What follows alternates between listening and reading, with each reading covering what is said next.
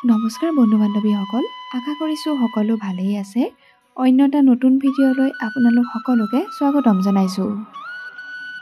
অৱশেষত অসমৰ জনপ্ৰিয় অভিনেত্ৰী বৰষা ৰাণী বিষয়াই দেখুৱালে তেওঁৰ কন্যাৰ ফটো।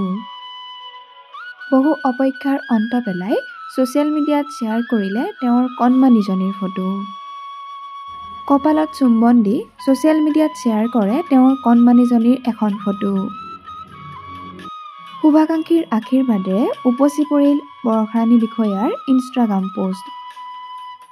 সামাজিক মাধ্যমত প্ৰকাশ পাইছে এখন বিশেষ ফটো, যিখন ফটো দেখি বৰ্তমান সকলোৱে চৰ্চাৰ বিষয় হৈ পৰিছে।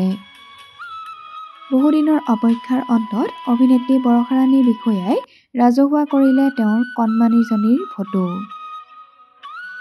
2024 বৰ্ষৰ 23 ডিচেম্বৰত অভিনেত্ৰী বৰষা ৰাণী বিষয়া আৰু ভাস্কৰ বৰুৱাৰ জীৱনলৈ আহিছিল কণমানিজনী। অভিনেত্ৰী বৰষা ৰাণী বিষয়াৰ কোলা শুৱনি কৰা কণমানিজনীক চাবলৈ অনুৰাগীসকল অপেক্ষাত আছিল।